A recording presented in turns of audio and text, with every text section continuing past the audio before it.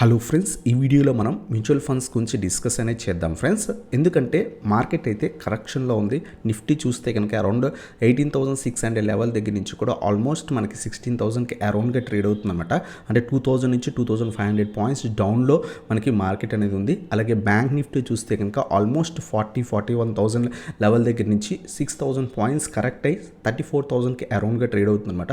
ఓవరాల్గా మార్కెట్ కంటిన్యూస్గా కరెక్షన్లో ఉంది. ఇటువంటి టైంలో మీరు కనుక లాంగ్ టర్మ్ ఇన్వెస్ట్ అయితే కనుక ఇండెక్స్ ఫండ్స్లో ఇన్వెస్ట్ చేయడం బెటర్ అన్నమాట. సో ఈ వీడియోలో మనం ఒక బెస్ట్ 3 ఇండెక్స్ ఫండ్స్ గురించి డిస్కస్ అనేది చేద్దాం ఫ్రెండ్స్. అంతేకాకుండా వీడియో చివరిలో నేను పర్సనల్గా ఏ ఇండెక్స్ ఫండ్స్లో ఇన్వెస్ట్ చేస్తాను, ఎంత అమౌంట్ ఇన్వెస్ట్ చేస్తాను దాని గురించి కూడా ఈ వీడియోలో డిస్కస్ అనేది చేద్దాం friends. So let's start our video friends. ఈ వీడియోలో మనం ఒక 3 ఇండెక్స్ ఫండ్స్ గురించి డిస్కస్ చేద్దాం అన్నాం కదా. దాంట్లో ఫస్ట్ వన్ వచ్చేసరికి so Nifty index fund friends. UTI వాళ్ళది. మీరు ఏ ఏఎంసీ అయినా సెలెక్ట్ చేసుకోవచ్చు. ఎందుకంటే ఇండెక్స్ ఫండ్స్ ఎప్పుడు కూడా ఆల్మోస్ట్ బెంచ్ మార్క్ని ఫాలో అవుతారు. నిఫ్టీ 15 ఫాలో అవుతాయి. For example Nifty index fund అంటే సో ఆల్మోస్ట్ నిఫ్టీ ఏ విధంగా ఎంత పర్సంటేజ్ రిటర్న్స్ ఇస్తుందో 1 ఇయర్కి ఆల్మోస్ట్ ఇండెక్స్ ఫండ్స్ కూడా అంతే పర్సంటేజ్ రిటర్న్స్ ఇస్తాయి. కాబట్టి మీరు ఏ ఏఎంసీ అయినా సెలెక్ట్ చేసుకోవచ్చు. బట్ ఏఎంసీ సెలెక్ట్ చేసుకున్నప్పుడు ఏవైతే ఎక్స్పెన్స్ రేషియో ఉంటుందో అది ఎంత తక్కువ ఉంటే అంత బెటర్ ఫ్రెండ్స్. సో మీరు మ్యూచువల్ ఫండ్లో ఇన్వెస్ట్ చేసినా ఫస్ట్ మనం అబ్జర్వ్ చేయాల్సింది ఏంటంటే అది ఇండెక్స్ ఫండ్స్ కానివ్వండి, ఈక్విటీ ఫండ్స్ కానివ్వండి, ఎల్ఎస్ఎస్ కానివ్వండి, ఏ ఫండ్స్ అయినా సరే డైరెక్ట్ ప్లాన్ అలాగే గ్రోత్ ప్లాన్ సెలెక్ట్ చేసుకోవడానికి ట్రై చేయండి friends. So first mutual fund వచ్చేసరికి మనం ఈ వీడియోలో డిస్కస్ చేసేది యూటీఐ నిఫ్టీ ఇండెక్స్ ఫండ్ అనమాట. మీరు కావాలనుకుంటే ఇక్కడ నిప్పాన్ ఇండియా వాళ్ళది సెలెక్ట్ చేసుకోవచ్చు, లేకపోతే హెచ్డిఎఫ్సి వాళ్ళది కానీ, ఎస్బీఐ వాళ్ళది కానీ ఎవరిదైనా సెలెక్ట్ చేసుకోవచ్చు. నేను పర్సనల్గా ఈ మ్యూచువల్ ఫండ్లో ఇన్వెస్ట్ చేస్తున్నాను, UTI Nifty index fund. So long run నుంచి కూడా ఉంది, ఆల్మోస్ట్ 9 ఇయర్స్ నుంచి కూడా ఈ మ్యూచువల్ ఫండ్ ఉంది. అందువల్ల ఈ మ్యూచువల్ ఫండ్లో నేను పర్సనల్గా ఇన్వెస్ట్ చేస్తున్నాను అనమాట. సో ఈ మ్యూచువల్ ఫండ్ మనం అబ్జర్వ్ చేస్తే కనుక సో ఎక్స్పెన్స్ రేషియో చూస్తే కనుక అంటే పర్ ఇయర్కి వీళ్ళు ఎంత ఛార్జ్ చేస్తారంటే 0.21% అనేది ఛార్జ్ చేస్తారన్నమాట. సో మనకి ఇండెక్స్ ఫండ్స్లో ఎక్స్పెన్స్ రేషియోస్ చాలా తక్కువ ఉంటాయి. సో అది బెటర్ థింగ్ అనమాట. అలాగే ఎగ్జిట్ లోడ్ ఎటువంటిది లేదు ఫ్రెండ్స్. లాక్ ఇన్ పీరియడ్ కూడా లేదు. మీరు ఎప్పుడైనా ఇన్వెస్ట్ చేయొచ్చు, ఎప్పుడైనా ఎగ్జిట్ అయిపోవచ్చు. అలాగే వీళ్ళ యొక్క ఏయుఎం ఫండ్ సైజ్ చూస్తే కనుక 6,000 crores అనేది ఉందన్నమాట. సో ఫండ్ సైజ్ కొంచెం బాగుంది. అంతేకాకుండా ఈ మ్యూచువల్ ఫండ్ స్టార్ట్ అయ్యి ఆల్మోస్ట్ 9 years 2 months అవుతుంది. సో లాంగ్ రన్ నుంచి కూడా ఈ మ్యూచువల్ ఫండ్ మార్కెట్లో ఉందన్నమాట. సో ఇది బెంచ్ మార్క్ నిఫ్టీ 15 ఫాలో అవుతుంది. సో ఈ మ్యూచువల్ ఫండ్లో ఇన్వెస్ట్ చేద్దాం అనుకుంటే మినిమం 500 రూపీస్ నుంచి సిప్ అనేది స్టార్ట్ చేసుకోవచ్చు. ఒకవేళ లంసంలో ఇన్వెస్ట్ చేద్దాం అనుకుంటే కనుక 5,000 రూపీస్ మినిమం నుంచి స్టార్ట్ చేసుకోవచ్చు ఫ్రెండ్స్. సో ప్రస్తుతం ఉన్న మార్కెట్ పరిస్థితుల ప్రకారం లంసమ్ అమౌంట్స్ ఇన్వెస్ట్ చేయడం కన్నా కూడా సిప్ మోడ్లో కొంత ఎక్కువ అమౌంట్స్ ఇన్వెస్ట్ అనేది చేసుకోవచ్చు అనమాట. ఫర్ ఎగ్జాంపుల్ లంసంలో 1 lakh పెడదాం అనుకుంటే సో అలా పెట్టకుండా ప్రస్తుతం ఒక 20,000 25,000 సిప్ మోడ్లో ఇన్వెస్ట్ చేసుకోవచ్చు. ఆ తర్వాత సిప్ని తగ్గించుకొని ఎవ్రీ మంత్ 1,000 రూపీస్ మార్కెట్ ఒకవేళ పెరిగితే 1,000 రూపీస్ అలా ఇన్వెస్ట్ అనేది చేయొచ్చు అనమాట. ఇది ఓవరాల్గా ఈ ఫండ్ గురించి. ఈ ఫండ్ మనకి ఏదైతే నిఫ్టీ 50 స్టాక్స్లో ఇన్వెస్ట్ చేస్తుంది, లైక్ రిలయన్స్ కానివ్వండి, హెచ్డిఎఫ్సి బ్యాంక్ కానివ్వండి, ఐసిఐసిఐ టాప్ నిఫ్టీ 50 స్టాక్స్లో ఇన్వెస్ట్ అనేది చేస్తుంది అనమాట.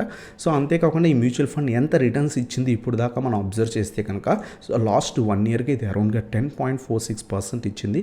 లాస్ట్ 3 yearsగా మనకి 15.54% ఇచ్చింది. లాస్ట్ 5 years మనం అబ్జర్వ్ చేస్తే 14% ఇచ్చింది. సిన్స్ ఇన్సెప్షన్ అంటే ఈ మ్యూచువల్ ఫండ్ స్టార్ట్ అయ్యి ఏదైతే 9 years అవుతుందో సో 9 years నుంచి అబ్జర్వ్ చేస్తే కనుక అరౌండ్గా 12.6%. ఇండెక్స్ ఫండ్స్ ఎప్పుడు బెంచ్ మార్క్ ఫాలో అవుతాయి.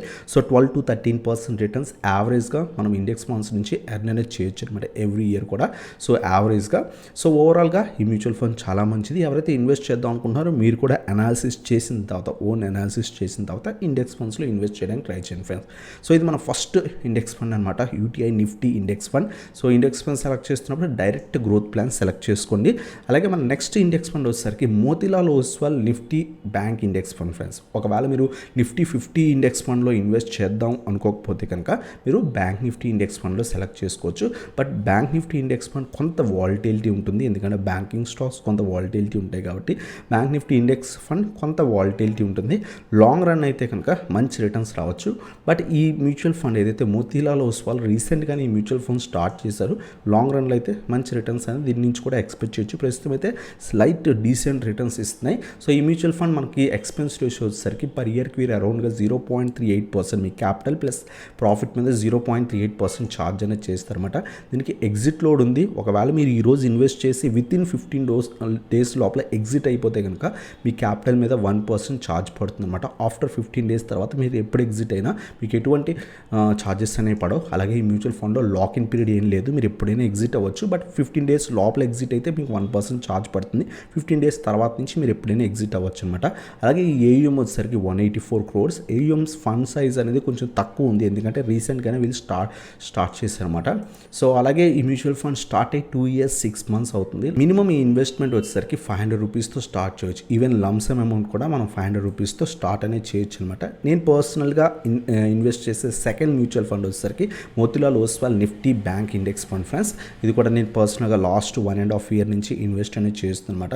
సో ఎందుకంటే లాంగ్ రన్లో బ్యాంక్ నిఫ్టీ అనేది చాలా బాగా పెరిగే ఛాన్స్ ఉంది. బ్యాంకింగ్ స్టాక్స్ పెరిగితేనే ఏదో నిఫ్టీ కానీ లేదా మార్కెట్ కానీ లేదా బ్యాంక్ నిఫ్టీ కానీ పెరిగే ఛాన్స్ ఉంది. కాబట్టి ఓవరాల్గా బ్యాంకింగ్ స్టాక్స్ మీద డిపెండ్ అవుతుంది మార్కెట్. కాబట్టి లాంగ్ రన్లో మార్కెట్ ఆటోమేటిక్గా ఇంక్రీజ్ అవుతుంది. So bank Nifty index one కూడా చాలా మంచి రిటర్న్స్ ఇస్తుంది.